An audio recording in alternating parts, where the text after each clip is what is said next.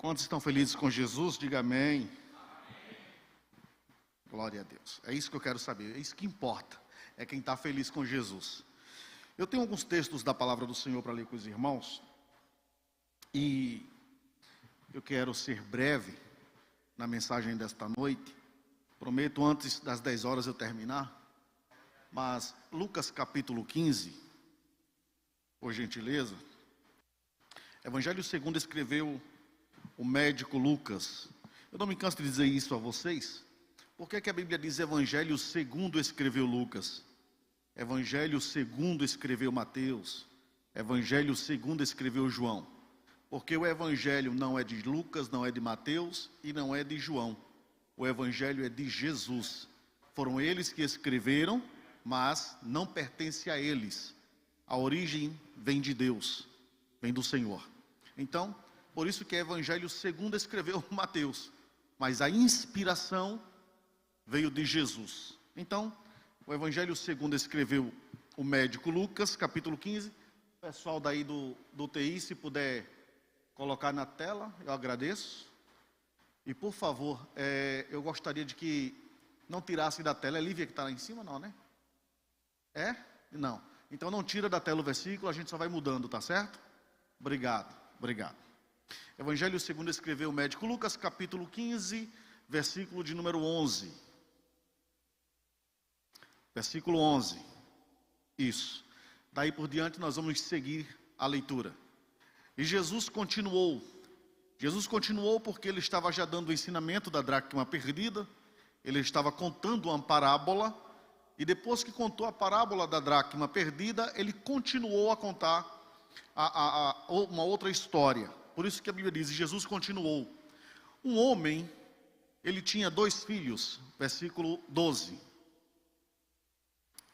O mais novo reivindicou do seu pai: Pai, dai-me a parte da herança a que eu tenho direito.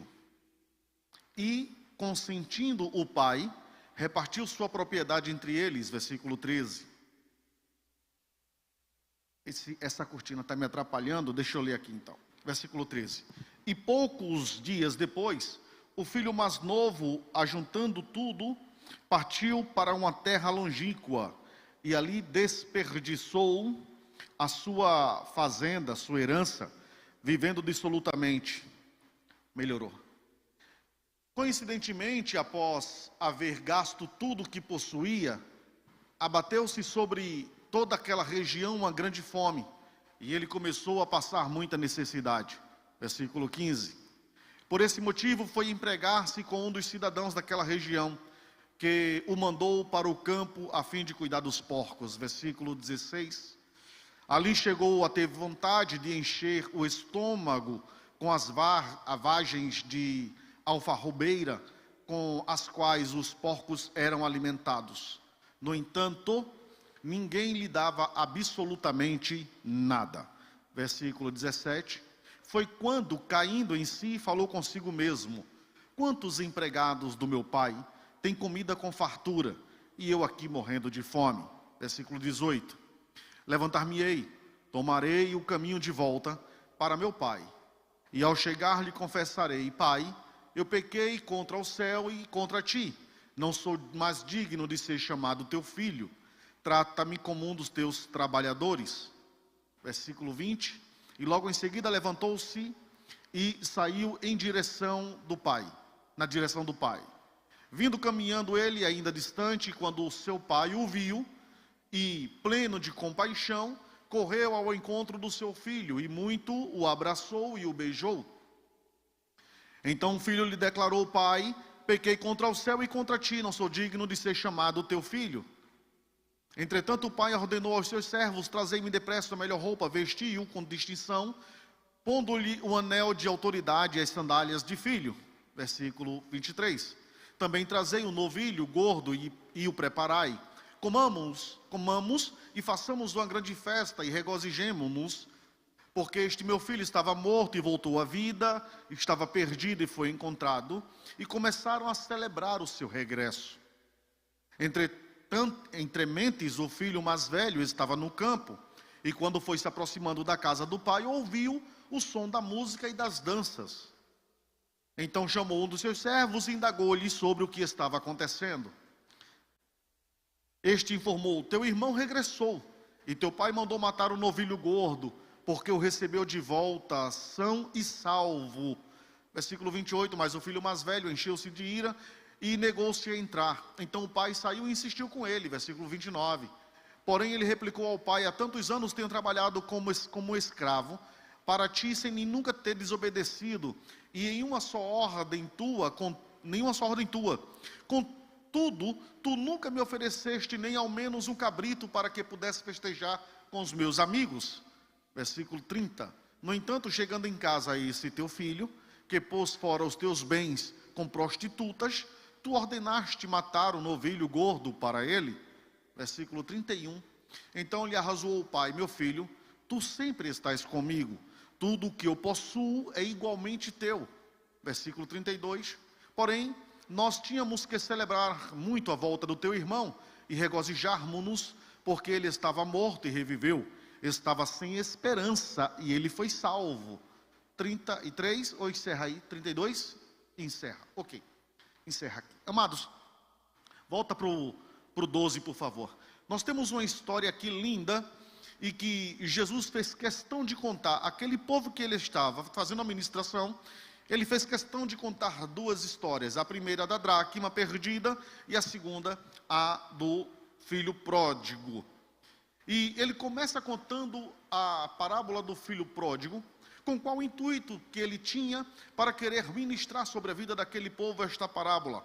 Obviamente nós sabemos que a parábola do filho pródigo, ela tem um quê a mais de diferente, porque ela não é uma palavra desatualizada, muito pelo contrário, ela é uma palavra atualizada.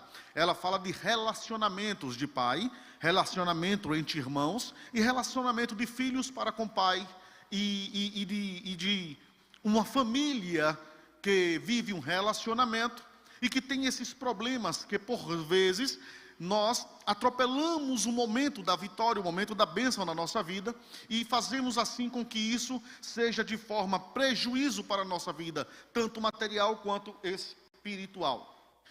Os textos que nós lemos, ela relata muito bem sobre isso, e eu queria que você me emprestasse agora o seu ouvido e o seu coração, para você poder entender comigo o que é que Jesus quis passar nesse texto, nesta mensagem, e que ele pregou, e que hoje vai frutificar na sua vida. Fico feliz quando o supervisor Rodrigo introduziu o convite para saber se tinha algum visitante. Não tinha ninguém. Então todos nós somos de casa, então a gente pode apanhar tranquilo, que ninguém vai ficar triste. Fica à vontade para poder ministrar essa palavra sobre você. Então vamos apanhar juntos agora, diante daquilo que Deus preparou para o nosso coração. No versículo 12, diz assim: um filho mais novo reivindicou do seu pai: pai, dai-me a parte da herança que eu tenho direito. E consentindo o pai, ele o repartiu sua propriedade entre eles. Duas coisas nós precisamos aprender primeiro neste versículo 12 que nós acabamos de ler. O filho mais novo, ele teve uma grande ideia. Ele teve na sua vida o projeto, ele traçou para o seu futuro o seu projeto, e nesse projeto do seu futuro estava antecipar na vida dele, na mente dele, no coração dele, a morte do seu pai. Porque quando ele pede a herança a um pai que ainda estava vivo, ele estava querendo dizer àquele pai que ele não o considerava mais como alguém que fosse importante na vida dele. Ele não o considerava mais como alguém que fosse presença marcante na vida dele. Ele estava dizendo ao pai naquele momento: a partir deste momento eu quero a minha herança, porque todos nós sabemos que herança só se recebe quando quem era o dono da propriedade morre. Quando o dono morre, a herança é dividida entre os herdeiros. Neste caso, o pai não havia morrido, ele estava vivo. Então o filho antecipou a sua herança e disse ao pai: a partir deste momento eu quero a minha parte, e o Senhor não significa mais nada para mim. Eu quero seguir a minha vida, eu quero seguir o meu destino, eu quero fazer aquilo que eu tenho desejo. E enquanto eu não tiver de posse da herança, eu não vou conseguir fazer. O pai, obviamente, ouvindo aquilo, diz a Bíblia, que ele tomou a atitude de atender o pedido do moço. Agora, olha o detalhe como é importante. Quando ele vai dar a herança ao moço, ele não só dá a herança ao seu filho mais novo, ele pega a sua herança, ele pega o seu dinheiro e ele divide entre os dois. Por quê, pastor? Porque o que é que nós aprendemos no versículo 12 já aqui? O pai, ele é justo. O pai, ele é justo. Ele não dá mais a um e menos ao outro. Ele não dá uma bênção a você e deixa o outro sem receber. O pai da parábola do filho pródigo, ele está nos dizendo que ele é justo. Tudo que você pede, você recebe, mas o seu irmão vai receber também. Esta noite é uma noite em que portas de bênção estão sendo abertas sobre a sua vida, mas não é só você que vai sair daqui abençoado, quem está do seu lado vai sair abençoado também. O pai é justo, e um pai justo, ele pega a herança e diz assim: é isso que você quer, então eu vou dar a você também a herança. Vou dar a sua parte da herança e vou dar parte do seu irmão. E o pai pega a sua propriedade, ou seja, o seu bem, e divide entre os seus filhos. E os dois ficam com partes iguais. A bênção de um é a bênção de outro. Todos os dois estão felizes. Agora detalhe, o filho pródigo, o filho mais novo, o filho desta parábola, ele é aquele que na mente dele, o pai para ele havia morrido. O pai para ele não significava mais nada. Mas o filho mais velho, ele recebeu a herança. Mas para ele, o pai não havia morrido. Para ele, o pai permanecia vivo. Então, pastor, por que que ele então recebeu a herança? Se o pai para ele não havia morrido, se ele considerava o pai para ele vivo, é porque quando ele recebe a herança, ele estava dizendo ao seu irmão: eu compartilho da sua atitude, eu compartilho do seu pecado, eu compartilho da sua falha, eu vou viver o que você está vivendo, eu vou pegar o que você está pegando, eu vou com você nessa jornada. Você pode estar indo embora, mas eu vou ficar aqui. O que é que significa dizer, Rodrigo? Significa dizer que o filho pródigo, o filho mais novo, ele estava perdido e foi para o mundo ficar mais perdido ainda. E esse filho mais velho, ele não precisou ir para o mundo para ficar perdido, ele se perdeu dentro de casa. O filho mais velho se ficou perdido dentro de casa e o filho mais novo ficou perdido lá fora. Algumas vezes nós não conseguimos entender isso, mas acontece. Tem pessoas que pedem a Deus uma bênção, mas ela não está preparada para aquela bênção. Tem pessoas que Deus está preparando uma bênção para ela, mas também Deus vai preparar ela para receber a bênção. Tem pessoas que antecipam o propósito. Deus quer abençoar, mas a pessoa não sabe segurar, não sabe proteger, não sabe guardar, não sabe administrar aquilo que Deus deu. Por quê? Porque não estava preparada para aquela bênção. Não estava preparada. Então ela pega aquela bênção e vai para o mundo. Pega aquela vitória e vai lá para fora. E tem pessoas que recebem bênção e fica perdida dentro de casa, dentro de igreja. Antigamente as pessoas se desviavam e iam para o mundo. Hoje as pessoas se desviam e ficam dentro da igreja. Trazem Bíblia como nós trazemos, cantam hinos como nós cantamos, adoram como nós adoramos, mas não sente mais nada. Quando vem para a igreja, fala de um, fala de outro. Vê defeito em tudo, defeito na cadeira, defeito no microfone, defeito no som, defeito na luz, defeito no LED, defeito nos câmeras, defeito em quem está falando, defeito em quem dirige não dirige bem, quem prega não prega bem, quem canta não canta bem. Vê defeito em tudo, porque está perdido dentro da igreja. Outro dia eu estava ouvindo uma história. Um irmão chegou para o pastor e disse assim: pastor, eu queria que o senhor me desse a carta, porque eu quero sair da igreja, eu quero carta de transferência. Antigamente tinha muito isso, né? Hoje não tem mais. Eu quero carta de transferência porque eu quero sair da igreja. E o pastor disse: tudo bem, eu vou preparar a carta para você, mas por que você quer sair da igreja? E ele disse: pastor, eu quero sair da igreja porque aqui tem muito problema. Aqui é muito problema, é muita gente complicada, muita gente cheia de defeito, e eu não consigo ficar aqui. Eu não consigo, não está dando mais para mim permanecer aqui. O pastor disse: tudo bem, eu vou dar a carta a você. Agora, vamos fazer um acordo. Eu vou dar a carta a você, mas antes de eu dar a carta, eu queria que você me fizesse algo para mim. Você topa? E ele disse: o que é que o senhor quer, pastor? Ele disse: eu só quero que você me atenda num pedido. Você topa? Ele disse: topa. Então o pastor disse: você vai ficar aqui na igreja, e durante o culto eu vou dar um copo de água a você cheio. E eu queria que você desse 10 voltas entre a igreja, com um copo cheio. e você não derramasse uma gota de água, você topa? Ele disse, tá, tudo bem. Depois o senhor me dá a carta, dou. E o pastor pegou um copo cheio de água, encheu e deu na mão dele. Disse, ande agora, dê 10 voltas na igreja, enquanto o culto está acontecendo. Agora não derrame uma gota d'água. E ele pegou o copo e foi. Ele disse, bobagem, mas eu vou fazer. E deu 10 voltas na igreja. Primeira volta, com o copo segurando e olhando para o copo. Segunda volta, terceira volta, 10ª volta. O pastor disse, e aí meu filho, terminou? Ele disse, terminei, pastor, pode me dar a carta. Ele disse, vou dar a carta a você, agora me responda uma coisa. Enquanto você estava com o copo segurando na mão, cheio de água, e não derramou uma gota, você conseguiu enxergar defeito em alguém na igreja? E ele disse, não. Por que você não conseguiu? Porque eu estava ocupado olhando o copo. Então o pastor disse, meu filho, sabe por que você está olhando defeito nas pessoas na igreja? É porque você não está ocupado trabalhando, você está perdendo tempo dentro da igreja. Se ocupe, porque se você se ocupar, você vai deixar de olhar defeito na vida dos outros. O grande problema de você estar perdido na igreja é falta de ocupação. O homem, os filhos do homem receberam as mesmas heranças, só que um foi para fora e o outro ficou dentro. E observa que este filho mais velho, no versículo 27, a Bíblia vai dizer, coloca no versículo 27, por favor. Olha por que esse filho mais velho estava perdido. Versículo 27, ele informou, teu irmão regressou e teu pai mandou matar um novilho gordo porque recebeu de volta em são e salvo. Versículo 28, mas o filho mais velho encheu-se de ira. O filho mais velho, ele encheu-se de ira. O que significa dizer? Ele não respeitava mais o pai. Ele estava perdido dentro de casa. Ele estava perdido dentro da igreja. Ele não respeitava mais o pai. Ele se encheu-se de ira. Além de se encher de ira, ele se negou a entrar na festa que estava sendo dada para o seu irmão. Ele se negou de entrar na festa. E diz a Bíblia que o pai insistiu com ele.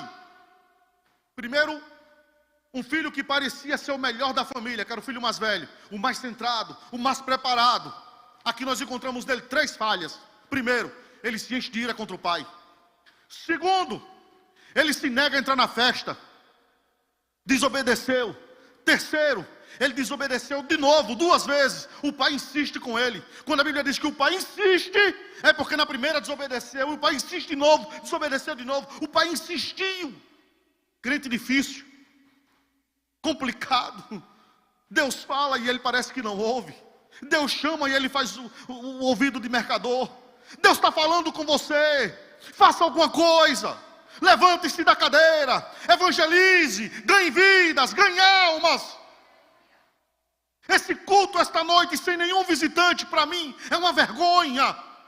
O que é que nós estamos fazendo nesta igreja? Parecemos que estamos indo para o shopping. Nós precisamos entender que a nossa missão aqui é ganhar almas, é trazer para a igreja pessoas. Se a gente não traz, fica banco vazio. E se fica banco vazio, onde é que estamos ganhando alma? Se você não consegue ganhar, traga para a igreja, que tem mensagem aqui, e vai ser ministrada na vida dessa pessoa que você convidar, e você vai ser tão partícipe dessa salvação, quanto o pregador vai ser. Nós precisamos ganhar almas. Deus está falando, mas a pessoa não ouve. Deus insiste, mas a pessoa desobedece. Ah, pastor, não vou convidar ninguém não. Convida. E Deus fala, e Deus chama, e o Espírito Santo bate, faz a obra. Convida.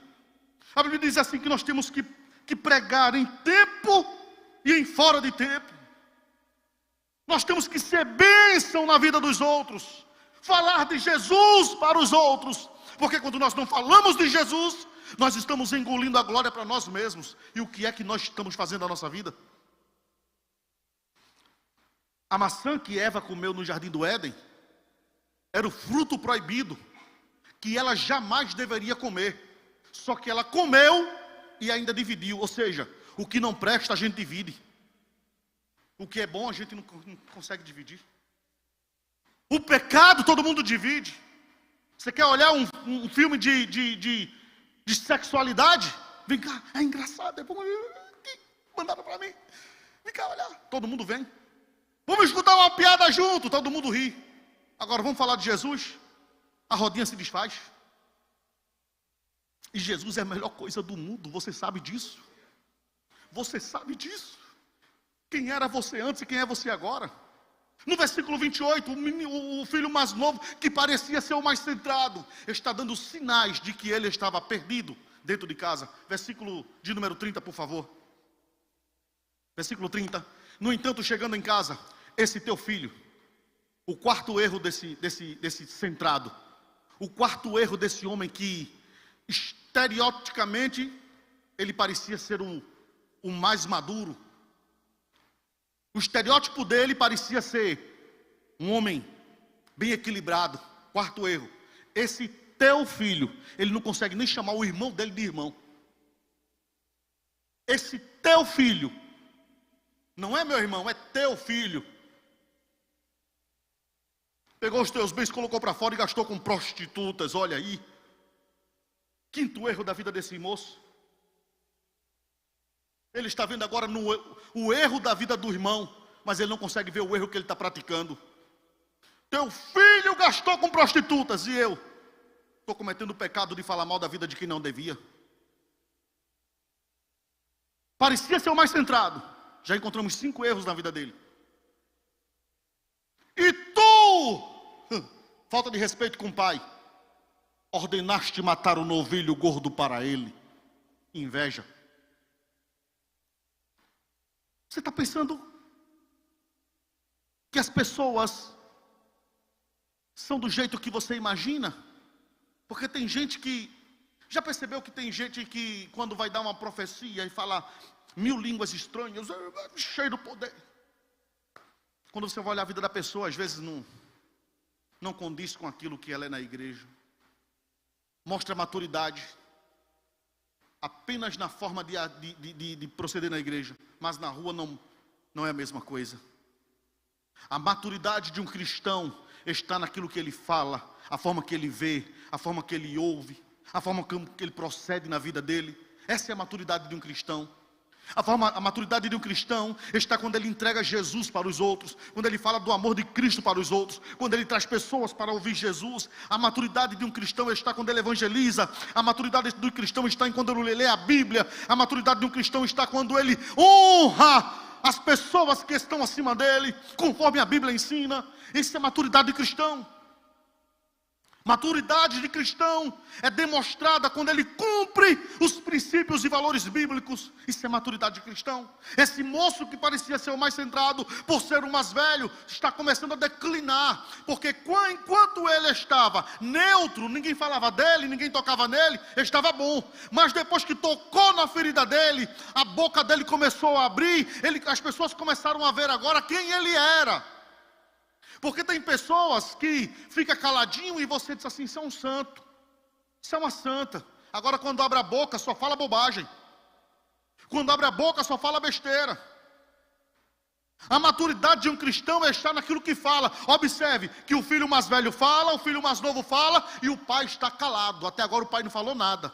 Observa isso. A única coisa que o pai fez foi insistir, chamando, insistir, vem para cá. Vem para perto, não se afasta, não sai da festa, não fica longe da festa. Mas o filho não quis ir, não entrou. Agora o que é importante aqui, pastor? Importante é que enquanto o filho mais novo estava dando festa na casa, o filho mais velho estava lá fora e não queria entrar. Pergunta para mim se o filho mais novo acabou a festa porque o filho mais velho não quis entrar. A festa não acabou não. O filho mais velho com inveja não quis entrar, com raivinha não quis entrar. A festa do filho mais novo não acabou. O que é que entendemos aqui, pastor? É que enquanto você estiver dando sua festa, continue. Os invejosos vão se levantar, aqueles que não gostam vão se levantar, mas continua dando a tua festa em nome de Jesus. Versículo 13. Versículo 13. Não se passou muito tempo e o filho mais novo reuniu tudo que tinha, partindo para a terra distante. Observa que esse filho mais novo, ele pega a herança, recebe a herança do seu pai, e ele não foi embora imediatamente. Ele recebe a herança, Carlos, e ele não vai embora na mesma hora. Ele considera o pai como morto, não respeita o seu irmão, porque a Bíblia em momento nenhum fala que ele comunicou com o seu irmão, comunicação zero dentro de casa. Ele está com a herança, mas ele não sai de casa. Não se passou muito tempo, ou seja, demorou um tempo. Não foi muito, mas demorou.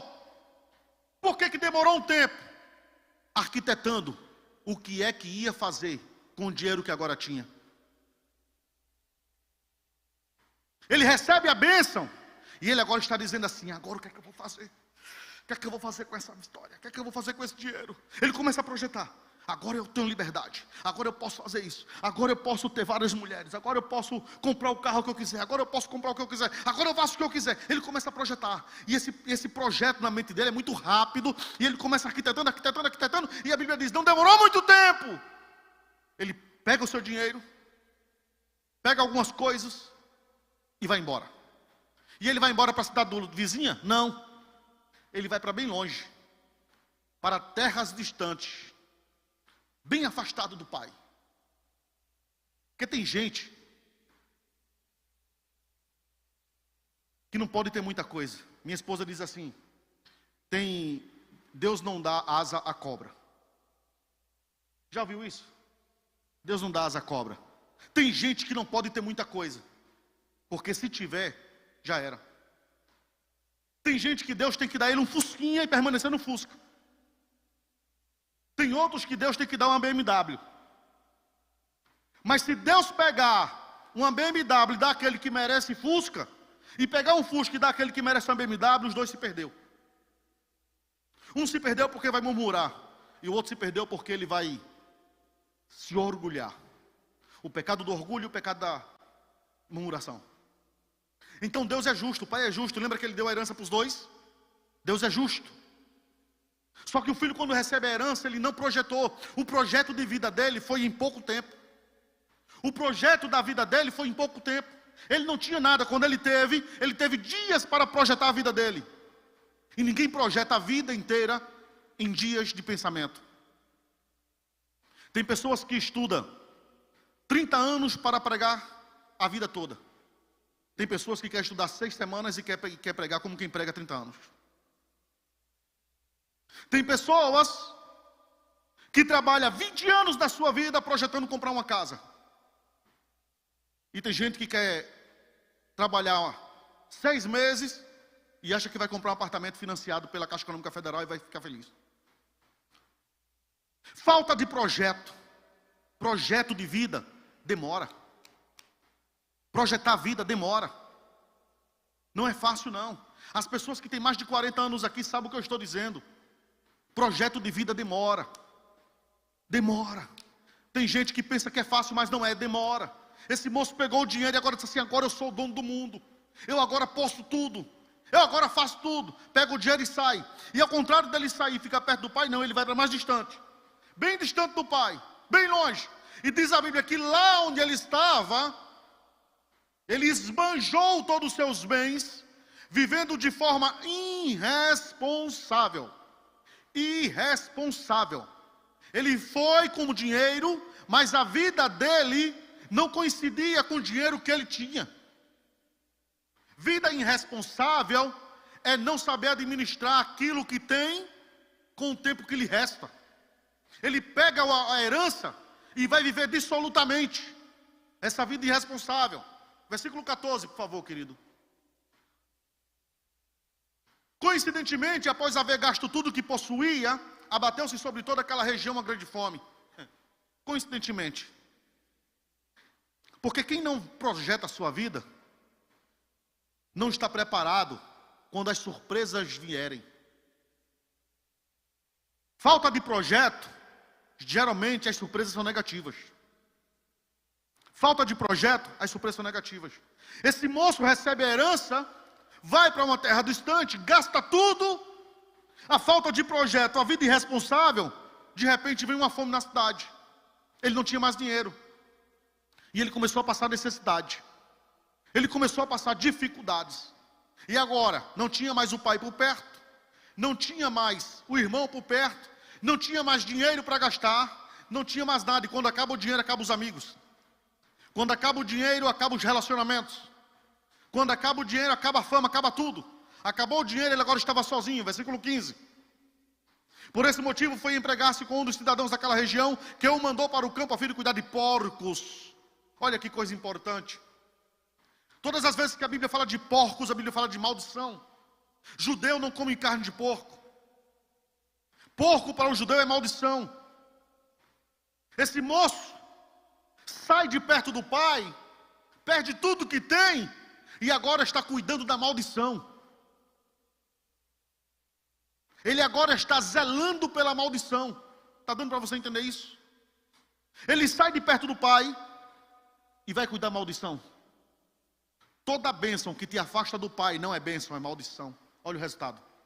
Porco para o judeu é maldição.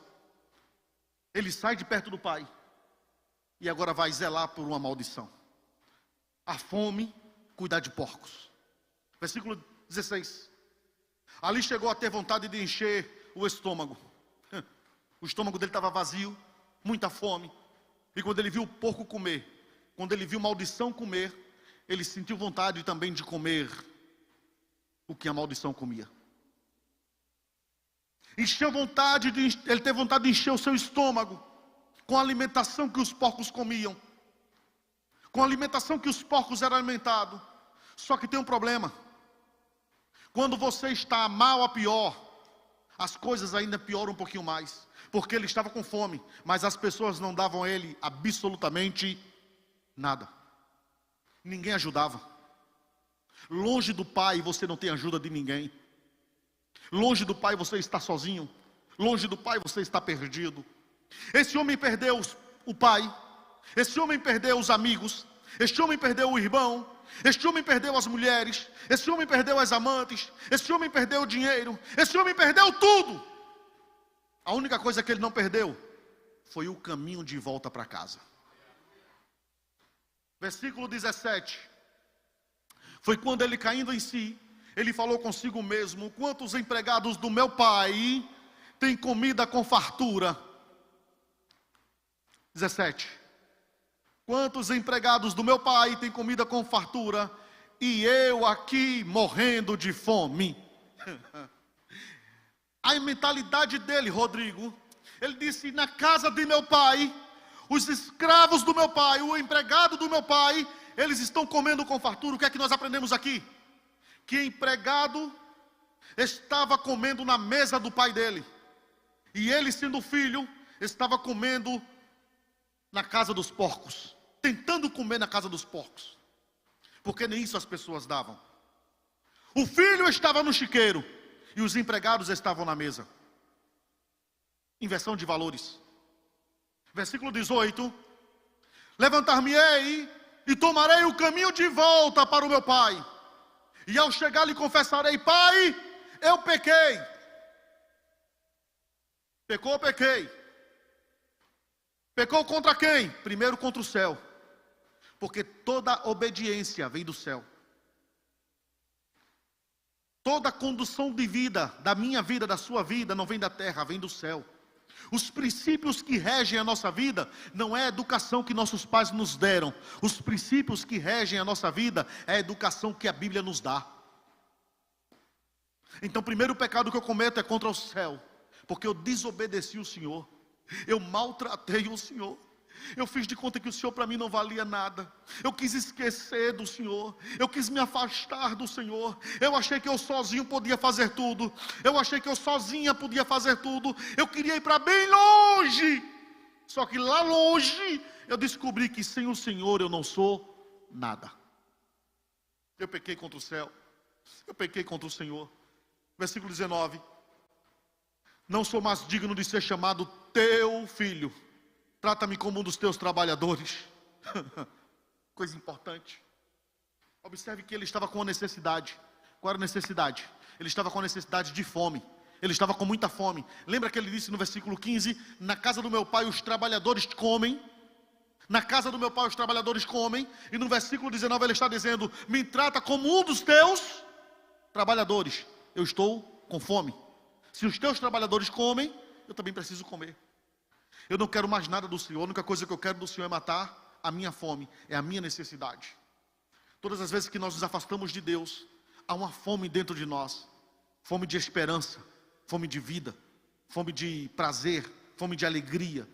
Porque quem se afasta de Deus passa necessidade de alegria, passa dificuldade, só tristeza e só mágoa e só lama. Mas a fome é saciada quando você vem para perto da casa do Pai. Ele sabia o caminho de volta, ele volta para a casa do Pai e diz: Pai, me trate pelo menos como um dos teus trabalhadores. Eu não preciso mais fazer parte da tua herança, eu só quero fazer parte da tua mesa. Versículo 20. E logo em seguida levantou-se e saiu em direção ao Pai. Logo em seguida ele tomou uma decisão. Ele diz: eu vou agora, seja o que Deus quiser, eu vou me levantar agora e vou. E ele sai. Só que diz a Bíblia que enquanto ele estava vindo, o pai de longe olhou. O pai de longe o viu. Ele vinha ainda caminhando distante quando o seu pai o viu. O seu pai estava olhando para ele. Ele achava que o pai estava triste, estava com raiva dele. Quem estava com raiva dele não era o pai, era o irmão. Porque o irmão não consegue entender a necessidade do outro irmão, mas o pai entende. Irmão não sabe a dor do irmão, mas o pai sabe. Irmão não sabe as sensações que há na vida do irmão, mas o pai sabe. Irmão não sabe os segredos que há na vida do outro irmão, mas o pai sabe. Irmão não sabe as dificuldades que o irmão passa, mas o pai sempre sabe. O pai sabe de tudo. Pai sabe de tudo. Deus sabe das tuas dores. Deus sabe das tuas dificuldades. Talvez eu não saiba do que você está passando, mas Deus sabe. Talvez eu não saiba as noites escuras que você está atravessando, mas Deus sabe. Talvez eu não saiba dos problemas que você está enfrentando, mas Deus sabe. Talvez eu não saiba das perseguições que você está sofrendo, mas o teu pai sabe. E esta noite ele vai vir com você em forma de vitória. Eu creio nisso no nome de Jesus. O pai sabe de todas as coisas. Vinha ele ainda longe significa dizer: o irmão não viu, mas o pai viu. Você não precisa estar perto para o pai sentir a tua dor. De longe o pai sabe que você está sofrendo, porque Deus sabe qual é a tua dor e o teu problema. De longe o pai viu, e diz a Bíblia Sagrada que quando o seu pai o viu, pleno de compaixão, correu ao seu encontro, ao encontro do seu filho, e muito o abraçou e beijou. Não foi pouco, diz a Bíblia que muito o abraçou e o beijou. Por que a Bíblia diz que o pai abraçou e beijou? Porque existem abraços de tamanduá. Sabe aquele abraço de tamanduá que as unhas grandes, quando você abraça um falso, ele te abraça e as unhas dele entram nas tuas costas, porque ele quer ver o teu mal? Esse abraço tamanduá, abraço falso. Existem beijos que era melhor as pessoas nunca beijarem a gente. Mas diz a Bíblia Sagrada que o pai disse assim: eu vou beijar o meu filho, eu vou abraçar o meu filho, e vou mostrar a ele de forma muito, que o meu beijo, o meu abraço é sincero. Muito! Porque quem muito te odeia, mas te abraça, não consegue ficar muito tempo te abraçando. É um abraço falso, seco, vazio. Não sei se você já sentiu isso. Eu sinto por várias vezes. Tem pessoas que nos abraçam aquele abraço, sabe? Tem pessoas que não beijam, nos beijam, e aquele beijinho, muito abraçou e beijou. O pai abraçou e beijou. O beijo do pai, o abraço do pai, vale muito mais a pena. Versículo 21. Então o filho lhe declarou: pai, eu pequei contra o céu, pequei contra ti, não sou digno de ser chamado teu filho. 22. Entretanto o pai ordenou aos seus servos: trazei depressa. O que é que nós aprendemos aqui? Primeira coisa, o filho vem se justificar: pai, eu pequei contra o céu, pai, eu pequei contra o Senhor, pai, estou chorando, pai, eu pequei. O que é que ele esperava que o pai fizesse? Fica tranquilo, meu filho, está em paz, fica tranquilo, fica tranquilo. O pai não afagou, o pai não afagou, o pai não passou a mãozinha na cabeça, não, o pai não ficou falando, perdendo tempo falando. O pai tomou atitude. Porque quem está precisando de muitos abraços e muitos beijos, quem está precisando de perdão, quem está precisando voltar para casa e quer se sentir amado, não precisa ficar ouvindo eu te amo, precisa ver atitude. O pai tomou atitude. O pai, quando ouviu ele dizendo assim: pai, eu pequei contra o céu, eu pequei contra ti, e o pai disse: meu filho está arrependido. Meu filho está arrependido. Ele reconheceu que o céu é muito maior do que eu. Meu filho está arrependido. Ele não trocou, aí não inverteu as ordens. Eu pequei contra ti, pequei contra o céu, não. eu pequei contra o céu e pequei contra o Senhor. O pai disse: meu filho está arrependido. Chama os empregados e disse assim: mate depressa. Traga depressa a melhor roupa. Traga depressa a melhor roupa. Vestiu com distinção. E pondo-lhe o anel de autoridade e as sandálias do filho. Olha que coisa interessante. O pai disse: traga a roupa depressa. Põe o anel no seu dedo. E coloque as sandálias nos seus pés. 3 coisas que nós aprendemos. Primeiro, o pai conhece a roupa que você deve vestir. Foi ele que te fez. Segundo, o pai te devolve o anel da autoridade. Terceiro, o pai coloca as sandálias nos teus pés, porque o pai está dizendo: a roupa que você vai vestir agora é roupa de príncipe. O anel que você vai usar é anel de autoridade. E as sandálias que você vai calçar nos pés é os caminhos certos que você vai começar a andar a partir de agora. Sandálias, roupas e anel. Versículo 23. Também trazei novilho gordo e o preparai. Comemos, façamos uma grande festa e regozijemo-nos. Vamos fazer festa. Vamos fazer festa, porque o meu filho voltou. Versículo 24. Já me encaminhando para o encerramento. Por conta que meu filho estava morto e voltou à vida. Estava perdido e foi encontrado. E começaram a celebrar o seu regresso. O pai manda matar um novilho gordo, ou seja, o melhor que tinha. Porque festa se faz com filho que volta, que regressa, que entende que o pai é o melhor lugar para ele. A festa no céu quando o pecador se arrepende. O filho mais velho que estava dentro de casa, que estava agora no campo, ficou com raiva, porque o pai mandou matar um novilho cevado, mandou colocar roupa no seu corpo, anel no seu dedo, sandália no seu pé. Ele ficou com inveja. Mas festa não se faz com quem está dentro, festa se faz com quem está fora e vem para dentro. Quem está dentro já vive envolvido em uma festa, mas quem está fora precisa sentir que há alegria quando ele chega de volta à casa do pai. Versículo 25, e eu encerro aqui. Entretanto, entre mentes, o filho mais velho estava no campo. Quando foi se aproximando da casa do pai, ouviu o som da música e das danças. Existem pessoas que precisam ouvir o que acontece na sua vida. Existem pessoas que precisam ouvir o som da tua vitória. Porque tem pessoas que recebem vitória e fica calado. Tem pessoas que recebem bênção e fica calado. Você precisa agradecer, festejar, se congratular. Você precisa mostrar para você mesmo que você conseguiu, que Deus te deu, que Deus te honrou, que Deus te abençoou. As pessoas precisam ouvir o som da vitória na tua casa. Porque quando a tua vida era um inferno, tua vida marital era um inferno, tua vida conjugal, as pessoas ouviam as brigas e os gritos. Agora que Deus entrou e abençoou, as pessoas precisam ouvir os hinos de vitória dentro da tua casa. Quando teu filho estava perdido, as pessoas ouviam o som da sirene da polícia entrando na tua casa. Agora as pessoas precisam ouvir o som da vitória dentro da tua casa também. Precisa festejar. As pessoas precisam ouvir que Deus está fazendo mover dentro da tua casa. Precisa ter festa, precisa ter som, precisa ter música e precisa ter dança. Precisa festejar.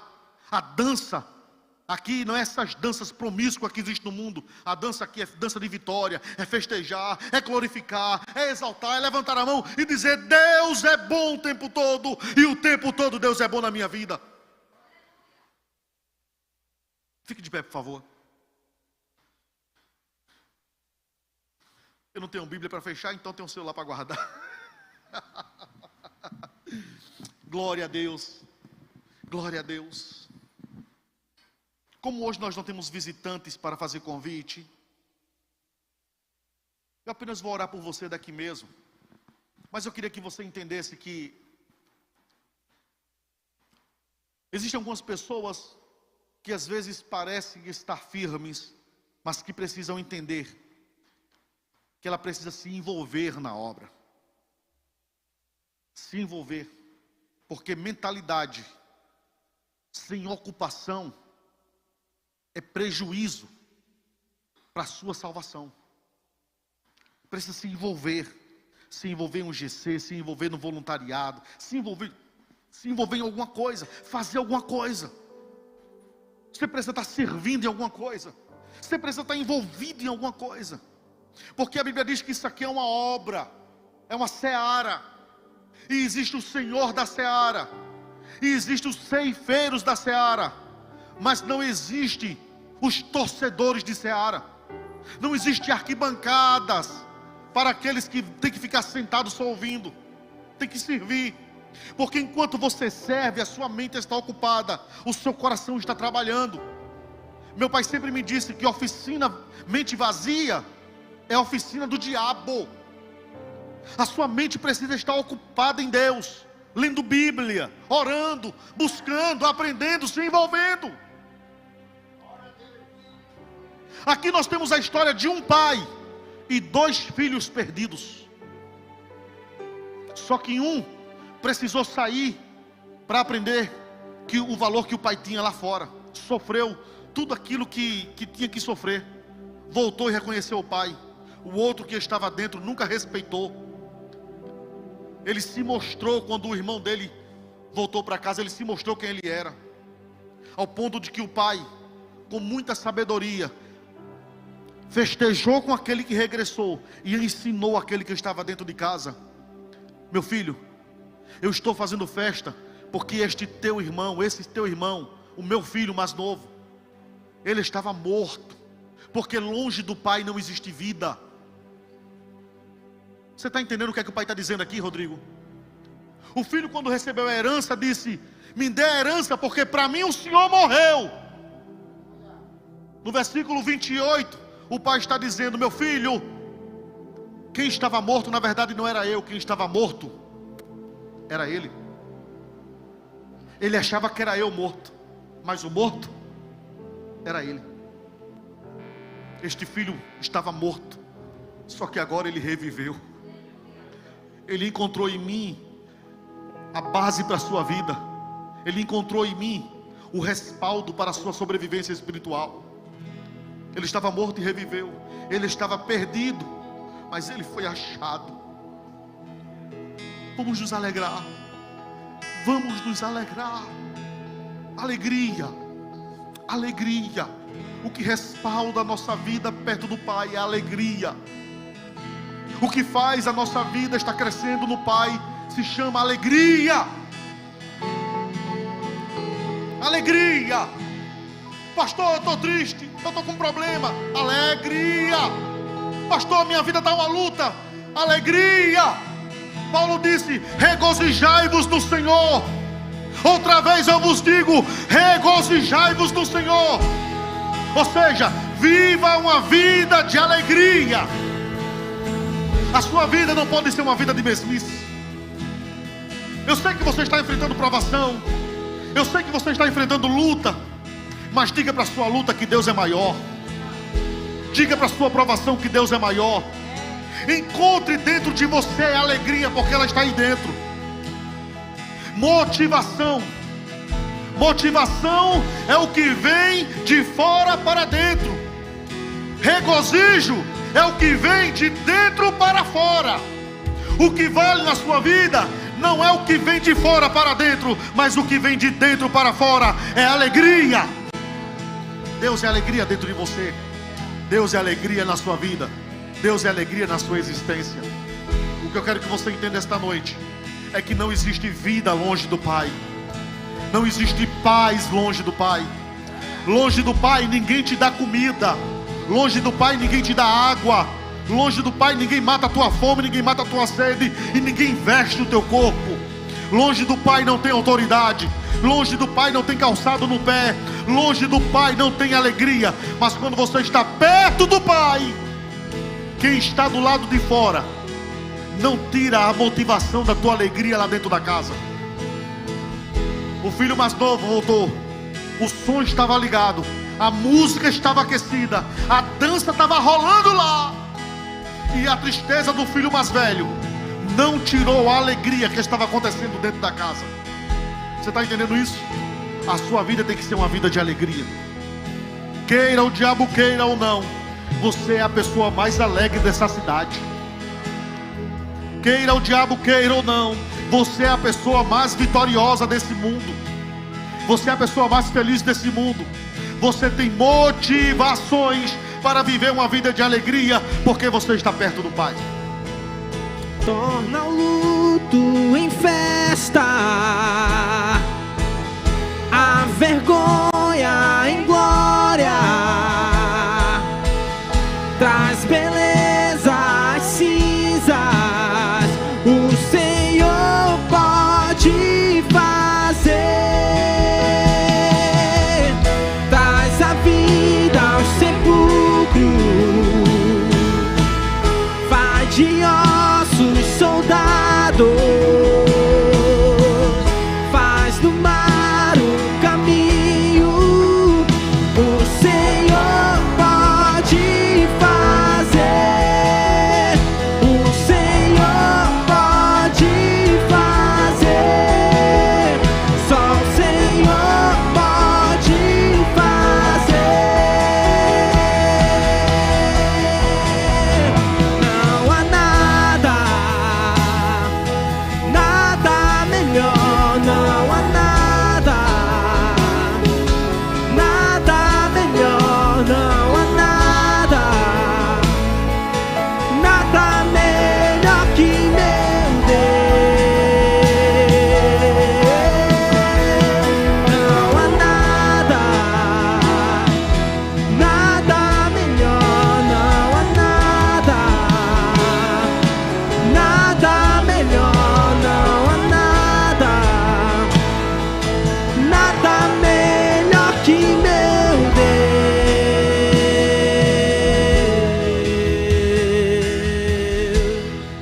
Aleluia, aleluia. Pai, no nome de Jesus Cristo, nós queremos te louvar esta noite. Te louvar porque o Senhor é um Pai maravilhoso. O Senhor é um Pai que cuida dos teus filhos. O Senhor é um Pai que sabe onde dói no corpo do teu filho. O Senhor é um Pai que sabe onde o teu filho sente os seus problemas emocionais, a alma ferida, os problemas da alma. O Senhor sabe de tudo. Pai, no nome de Jesus Cristo, esta noite eu te peço, venhas como um bálsamo suave sobre a vida do teu filho. Traga paz sobre a vida dele. Mostre a ele que ele é vitorioso, Senhor, no nome de Jesus. Que ele saia daqui este culto esta noite cheio da tua presença, cheio da tua glória, envolvido na tua glória, em o nome de Jesus Cristo. Nós cremos nesta restauração paterna, nesse reconhecimento paterno, no nome de Jesus. Pai, ajuda-nos nas nossas fraquezas, fortalece-nos a nossa vida, Senhor. Não nos permita querer achar que nós somos, ó Deus, maduros o suficiente para vivermos longe de Ti. Em o nome de Jesus, nós dependemos de Ti, Pai. Nós dependemos de Ti, Senhor. Nós somos dependentes de Ti para toda a vida. No nome de Jesus Cristo, seja conosco, nos dê vitória. Em o nome de Jesus, em o nome de Jesus, dê-nos uma noite abençoada na Tua presença. Oh Pai, uma semana de vitórias. Oh Deus, que a Tua presença seja conosco nos negócios que nós precisamos fechar. Seja conosco nos nossos projetos de vida. Seja conosco, Senhor, em todo lugar que nós estivermos, aonde nós chegarmos. Pai, que o nosso lar seja, Senhor, um santuário Teu e que o Senhor possa se fazer presente. No nome de Jesus Cristo, que a nossa vida seja uma vida envolvida na Tua vida, Pai. Em nome de Jesus, leva-nos em paz para os nossos lares. Nos dê uma noite abençoada diante do Senhor. É o que nós te pedimos em nome de Jesus. Em nome de Jesus. E que a graça e a paz do nosso Senhor e Salvador Jesus Cristo, o amor de Deus, nosso eterno e bondoso Pai, a comunhão e a consolação do Espírito Santo do Senhor, seja em cada vida, desde agora e para todo sempre. E aqueles que acreditam, digam: porque eu e a minha casa, quarta-feira que vem, traga uma pessoa para encontrar Jesus aqui como você encontrou. Em nome de Jesus.